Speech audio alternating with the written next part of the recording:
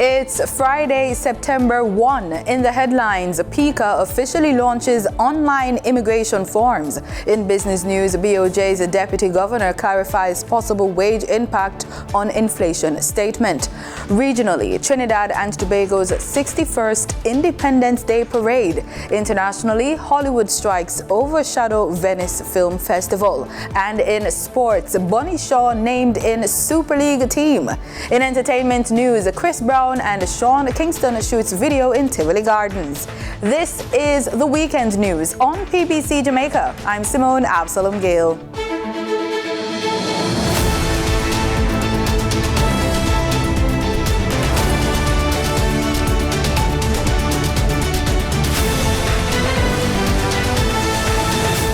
As of September 1, 2023, people traveling to Jamaica have to fill out the immigration form online. The Immigration Customs C5 form is an entry requirement for persons traveling to the island, whether they are residents in Jamaica or visiting.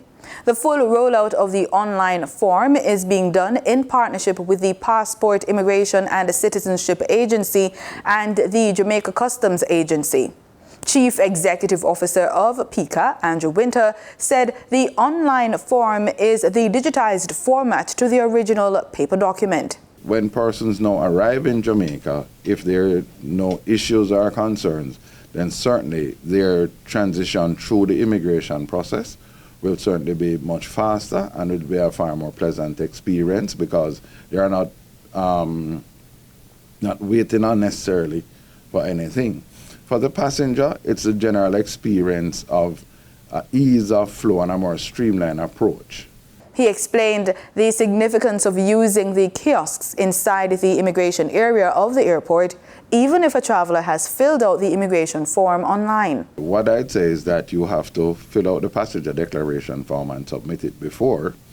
Right? So once you have submitted it, and once you reach the kiosk is going to process you as the passenger arriving, and that will carry out that process. But what is the good thing with the online C5 is once you have submitted it ahead of time, that information is also there on the kiosk. If there are any issues, you'll be referred to an officer, and we can do additional checks to confirm if there was an issue. Because as you know with technology, sometimes you click submit, or maybe there's a break in the Wi-Fi, so we can do additional checks to confirm that you did submit it, and once you've shown the confirmation, then we can do the checks there to confirm. And as for family members traveling together? The document facilitates us where you can add. So once you have completed, there's a section that says add, so you can add, because for immigration purposes, each member of the family has to complete an immigration form. So therefore, you can add another person and keep adding until your entire party is completed or your family. Mr. Winter explained that persons will find the form easy to complete as there are no changes in the questions asked. He also confirmed that the paper forms will still be around for now. As it relates to paper, certainly that will be phased out over time. So persons with effect from the 1st of September through the airlines and their check-in should be completing the online passenger declaration form and submitting it. But we know as we go through the transition, there might be some persons who have challenges. We know that there are some persons who might have issues, and certainly we'll have a few forms at the airport to assist those passengers just in case. According to the executive, PICA has been in dialogue with international airport operators to ensure that internet access will be available to allow persons to fill out the forms. He says PICA has also made arrangements for Wi-Fi access to the airports in Jamaica, so persons can also fill out the form there. Mr. Winter was speaking at a JIS think tank. The National Water Commission, NWC, is urging all customers to check and update their customer records with the enterprise so they can take full advantage of new services and opportunities as they become available. According to the NWC, a customer account record that is not up to date may encounter problems in the future. For example, customers whose names are not on the bill are not able to use their water supply bills as proof of address in conducting other business. Customers who do not have a correct or up-to-date email address attached to the account will not receive the e-bill and other critical written communication from the NWC in a timely manner. Customers who do not have a correct mobile number on their file may not receive critical telephone communication from the NWC in a timely manner, including billing alerts, promotions and rewards programs, disruption notifications, etc. And customers who do not have a correct mobile telephone number on their file may encounter challenges in setting up and utilizing the new, soon-to-be launched NWC mobile app. Customers may update their accounts by visiting the NWC's commercial offices island-wide, calling their toll-free number 888-225-5692 or 888-CALL-NWC, or email the NWC at customercare@nwc.com.jm. Customers would also be required to provide valid identification and proof of ownership or authorization letter as necessary. The Minister of Labour and Social Security, Pernell Charles Jr., has been touring various parish offices of his ministry to get a first-hand information and observation so as to improve the quality of services offered. We caught up with him in St. Thomas. Not just focus on path, but on a wide-scale improvement in terms of how we operate, in terms of how we interact, in terms of how we engage. And if we're going to do that effectively, the first step is really to listen to the persons who are on the ground, who have the responsibility and the burden of getting out there and doing the work. He notes the importance of speaking to the staff at each parish office. We are very, very happy, again, to be interacting with staff members, giving them the opportunity to share their challenges, to share their triumphs, and to pass on to us their recommendations on how the Ministry of Labour and Social Security, the People's Ministry, will be able to effectively carry out its service. There have been concerns about the lack of space and its effects on workers and clients at the parish office in St. Thomas. That should be solved once we move over to the urban centre, which will be a more comprehensive and expanded area. But beyond just space, what I think is important is that we are hearing recommendations from our workers who are experienced, who are interacting and who have a history of experiences and information that help them to help us to improve in the policy, to improve the laws, to improve the systems. In addition to improvements in infrastructure, Minister Charles says his team is working to improve public education about the mandate of his ministry. This ministry is critical. Path, pension, farm workers, protecting labor and employment across the country. And so we are raising the profile so that we can raise awareness, so all Jamaicans can be aware of the programs that are offered.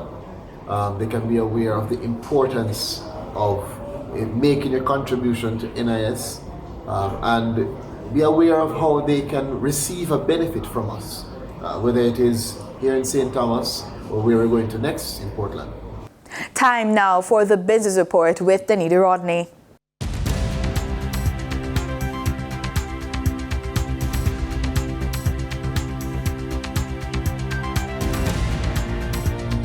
Welcome to the Business Report. I'm Danita Rodney. At their recent quarterly media press briefing, the Bank of Jamaica BOJ cautioned employers against excessive pay rises for employees as the country continues to grapple with inflation concerns. The statement was met with backlash, leading them to provide clarification. Senior Deputy Governor Dr. Wayne Robinson took the time to explain how a possible wage increase could impact inflation.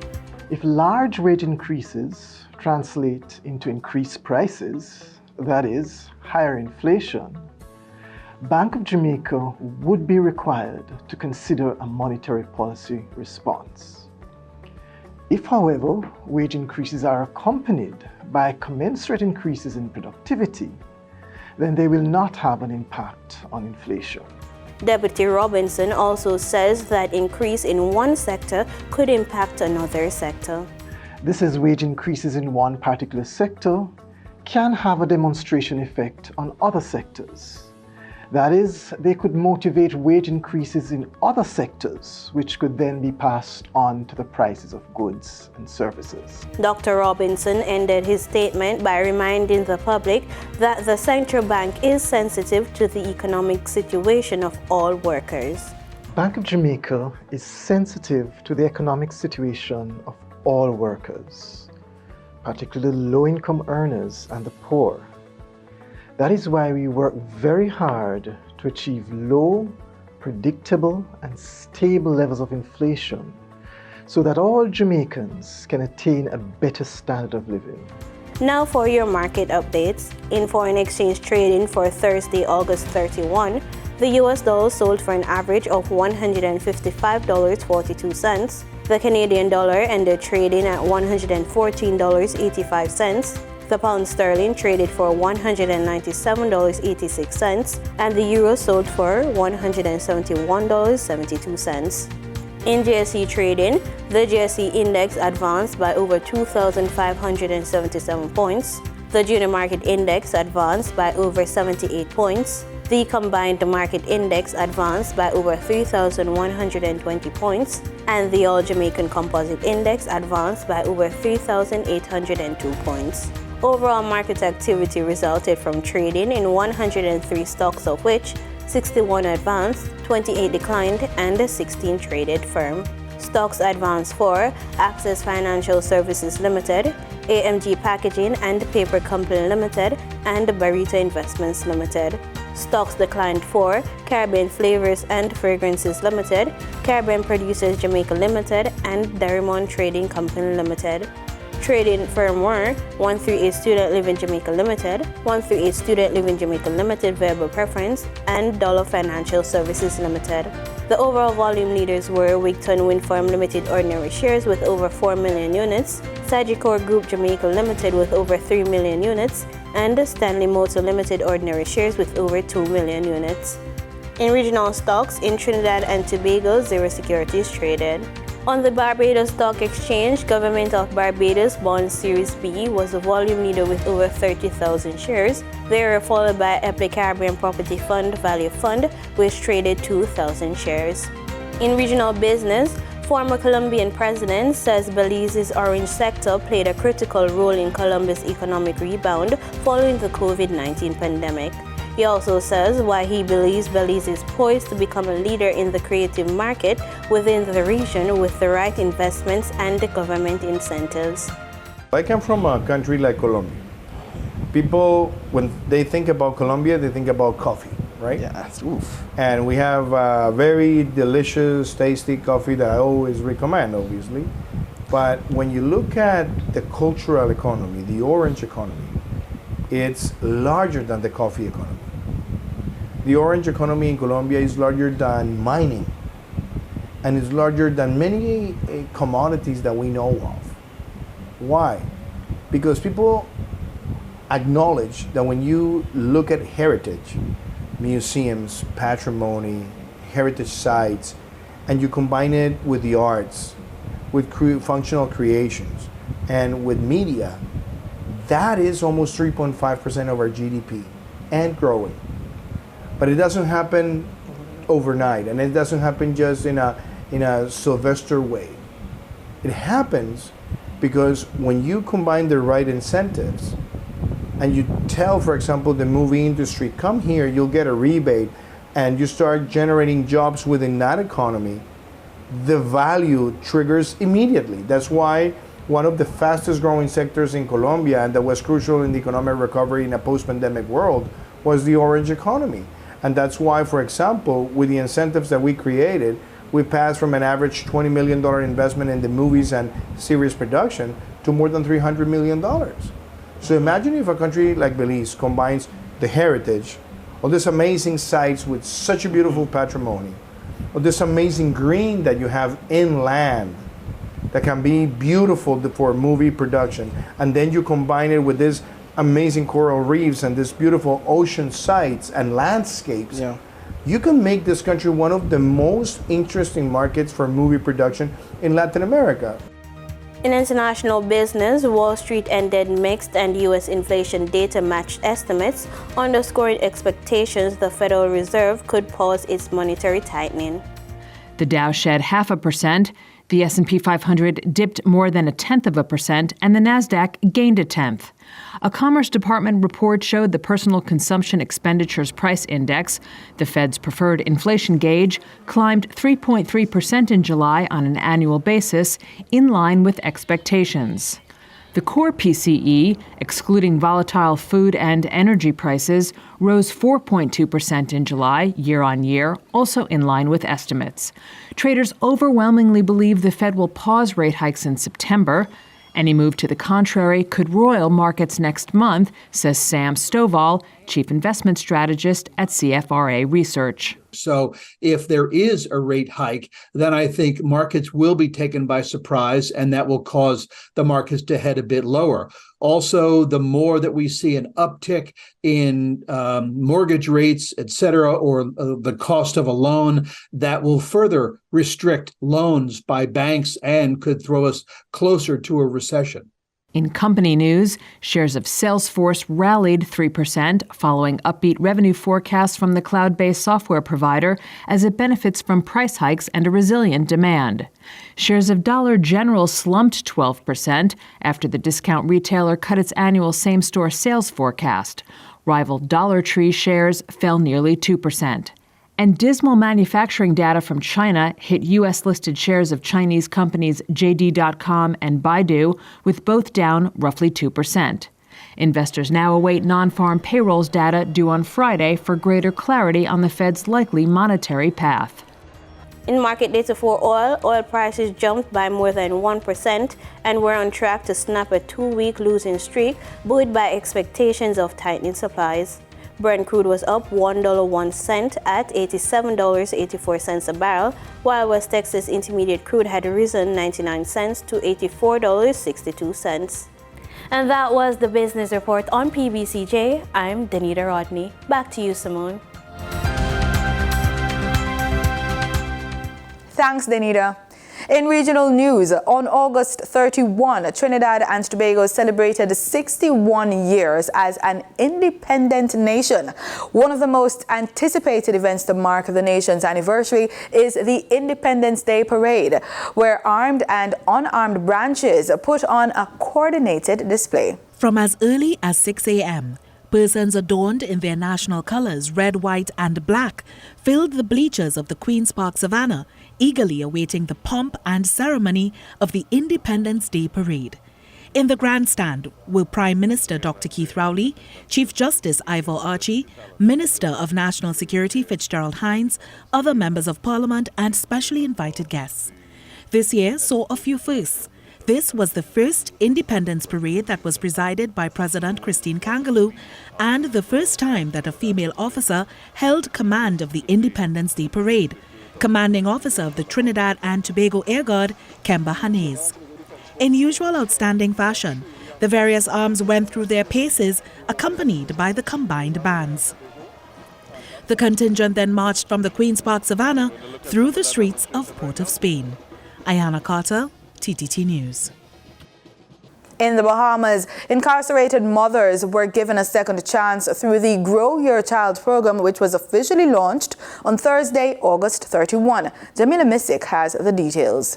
Separated, not disconnected. That's the goal of the Grow Your Child program right here at the Bahamas Department of Corrections. And this weekend, some female residents will have an opportunity to reconnect with their children. It's a promise kept by Acting Commissioner of Correctional Services Don Clare to reunify families. We are allowing the young ones to come and be with their families, that their family will tell them do not come to this place. Behave yourself. Don't be like me. I made mistakes. National Security Minister Wayne Munro tells us the program will eventually be expanded. And this would be the smallest housing unit. And if you think about it, reconnecting with mothers before fathers should be kind of obvious. There are more security issues to work out with the medium security, a larger group of people. But then the next move is to medium security and eventually even to maximum security. Catriona Gilbert has been a resident at the Bahamas Department of Correctional Services since 2015. The mother of two and grandmother of one says the program means a chance for the residents to strengthen bonds. My eldest is 19 and my baby is 16. So I still have one school-age child, and this will help me with helping out with the homework and stuff like that. I would say the distance. That's the hardest part of it. And then on top of that, having to watch what society does to our kids because of what we did. So I just didn't want them to follow my footsteps. Yes, I made a mistake and I regret it, but I don't want that regret to linger over my children, and I don't want society to hold it over them either. As for the first thing she's going to do when she's reunited with her daughters, you just love up on them, let them know that they're beautiful, they're smart. I've never stopped loving them, and I will always be their biggest cheerleader. In international news, the 80th Venice International Festival, the oldest of its kind, has opened in Italy. But this year's event is a more muted affair, as many Hollywood stars and directors have chosen to stay away because of the ongoing Hollywood actors and writers strike. Al Jazeera has the details. There was no shortage of glitz, but it was a distinctly European feel this year on the red carpet, with filmmakers, actors, and even Italy's far-right deputy prime minister. One thing was lacking: a big Hollywood presence. Despite highly anticipated film releases, the ongoing strike by American actors and writers, banning them from promoting films, overshadowed the event. It may have brought the US entertainment industry to a standstill, but in Venice, there was support. I stand in solidarity with the writers and the actors, and their fight is the fight for all filmmakers, and it's against greed and profit. At the opening ceremony, tribute was paid to 90-year-old Italian director Liliana Cavani, the first woman ever to win the Golden Lion Lifetime Achievement Award. She called for greater recognition of female filmmakers. Ci sono donne sceneggiatrici e registe. There are women screenwriters and directors who are working, who probably work just as well as the men. If we look at their work carefully, if we give them the opportunity to be seen, this is something I believe the festival should consider. La nostra trincea non si vede, e il nemico è lontano. Kicking off the festival, the World War II drama by director Eduardo De Angelis, Comandante. Based on an historical event, it tells the story of an Italian submarine commander who risked the life of his crew to rescue Belgian sailors whose ship he had sunk in the Atlantic. Other films making their debut in Venice: Priscilla, director Sofia Coppola's film based on the memoirs of the wife of Elvis Presley. El ejército de Chile me enseñó como un valor el acto de la tortura. And El Conde, a satire imagining the return of the leader of Chile's military dictatorship, Augusto Pinochet, as a 250-year-old vampire living in a rundown mansion. In spite of an absence of most American filmmakers, a message from this year's jury president, who was allowed to attend as he wasn't promoting a film. Grazie. Buonasera. I think Fellini said it best, vive il cinema. Loud and clear for all of Hollywood to hear. Sonia Gallego, Al Jazeera. In sports, Reggae Girls striker Khadija Bunny Shaw is one of 3 Manchester City players named in the Professional Football Association's Women's Super League Team of the Year. The Manchester City striker, who featured at the recent FIFA World Cup in Australia and New Zealand, bagged an astonishing 31 goals from 30 games in all competitions to force her way into the squad. The effort broke City's record for the number of goals in a single season, held by Nikita Paris. Time now for the entertainment news with Alicia Steele.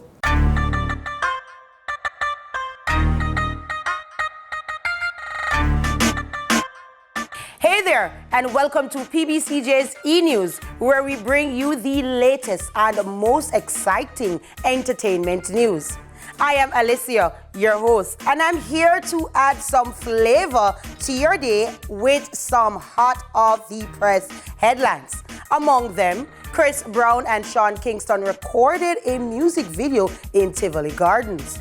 And Idonia has joyfully announced that his wife is expecting. Keep watching for more updates that are sure to leave you breathless. Chris Brown visited Tivoli Gardens in Jamaica's capital city 2 days after his performance at the National Stadium in Kingston. He was seen shooting a music video in the inner city community, accompanied by Sean Kingston, who also performed at the Under the Influence show. Many Tivoli Gardens residents who were unable to attend the Sunday show gathered to watch him work. Some even perched atop buildings for a better view. Chris Brown has been in Jamaica for a week and seems to be enjoying his experience, hanging out with local entertainers and sharing a clip of himself diving into the island's pristine waters. Idonia, a dancehall artist, and his wife, Kimberly Megan, are expecting their second child, as announced by Idonia during his performance at the Chris Brown and Friends Under the Influence concert at National Stadium in Kingston. The announcement was made while paying tribute to their late son, King Khalif Lawrence, who passed away due to cancer from December 2019. Idonia expressed his appreciation for his wife's love and support and called her to the stage before revealing the news to the audience. Despite being determined not to let the headline act for Chris Brown and Friends steal his female fans, Idonia delivered a commanding performance that had the crowd reacting to all his songs. Congrats, Idonia, to you and your wife. Queen Lady Gangster, also known as Queenie, a social media sensation based in London, is presently undergoing treatment at the University Hospital of the West Indies for an abscess on her face. The 51-year-old dancehall artist explained that the abscess was caused by a bite and required draining to improve. Queenie is recovering well. She is known for her popular singles including Double Tap, One Man to the Goodie, Ring, and Winner, featuring Under Construction. Last year, she famously clashed with fellow social media star and dancehall artist Amari, DJ Mona Lisa, during Sting. In March 2021, Queenie got married to her then fiancé Dewey at Helsha Beach, and she has remained a popular social media presence since then, sharing her many escapades and relationship struggles with Dewey, who is 20 years her junior. Get well though, Queenie. It's that moment where we're about to conclude another thrilling episode of PBCJ's E-News. I'm Alicia, your host, and it was a pleasure to provide you with some entertainment today.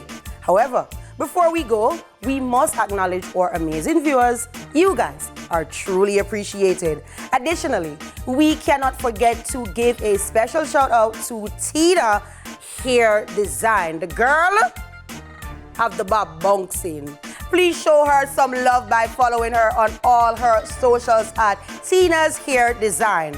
Take care everyone, and remember, now to live an entertaining lifestyle. Thanks, Alicia. And that's the news on PBCJ. Have a great weekend.